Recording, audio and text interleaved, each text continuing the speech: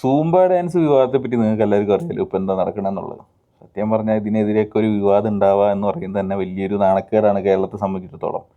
അങ്ങനെയൊന്നും ഒരിക്കലും ഉണ്ടാവരുത്. പ്രത്യേകിച്ച് ആരോഗ്യപരമായിട്ടുള്ള ഈ രംഗത്ത് അങ്ങനെ സൂംബ ഡാൻസ് എക്സസൈസ് കാര്യങ്ങളൊക്കെ കുട്ടികളിൽ അതൊരു ഒരു പഠന ഭാഗമായിട്ട് തന്നെ വരാമെന്ന് പറയുന്നത് എന്നെ അഭിമാനിക്കേണ്ട ഒരു കേസാണ്. അത് ഏത് രാഷ്ട്രീയക്കാർ കൊണ്ടുവന്നാലും എന്ത് കാര്യങ്ങൾ കൊണ്ടുവന്നാലും അതിപ്പോൾ കൂടുതൽ ഈ സമസ്ത പോലുള്ള അല്ലെങ്കിൽ മുസ്ലിം ലീഗ് പോലുള്ള അവരുടെ ചട്ടക്കൂടിലിരുന്ന് ജീവിച്ചാൽ മതി, അല്ലെങ്കിൽ ലൈഫിനെ അവരെ ചട്ടക്കൂടിൽ നിന്ന് നോക്കി കണ്ടാൽ മതി എന്ന് ആഗ്രഹിക്കുന്ന ചില സംഘടനകളുടെ പ്രശ്നമാണ്. പക്ഷേ മുസ്ലിങ്ങൾക്കോ അല്ലെങ്കിൽ മുസ്ലിങ്ങൾക്ക് ഭൂരിഭാഗം ആൾക്കാർക്കും ഇതിനെപ്പറ്റി യാതൊരു നല്ല അഭിപ്രായമില്ല.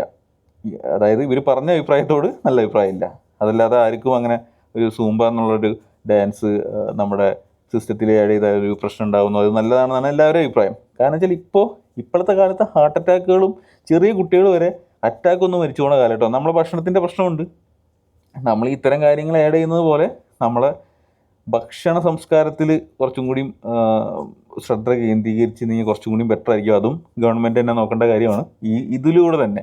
പക്ഷേ എക്സസൈസ് ഒരിക്കലും വേണ്ടാന്ന് വെക്കാൻ പറ്റില്ല, അല്ലെങ്കിൽ അതിന് വേണ്ടി എടുക്കുന്ന ഒരു സ്റ്റെപ്പ് പോലും നമുക്ക് പിന്നോട്ട് വയ്ക്കാൻ പറ്റില്ല.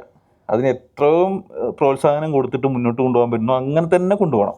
അതിനിടയിൽ ഈ മുസ്ലിം ലീഗുകാർ കൊണ്ടുവന്ന് ഭയങ്കര മോശമാണ് അതൊക്കെ. എന്തൊക്കെ പറഞ്ഞാലും വി ശിവൻകുട്ടി ഇപ്പോൾ എടുക്കുന്ന എല്ലാ തീരുമാനങ്ങളൊക്കെ ഭയങ്കര പ്രശംസനീയമാണ്.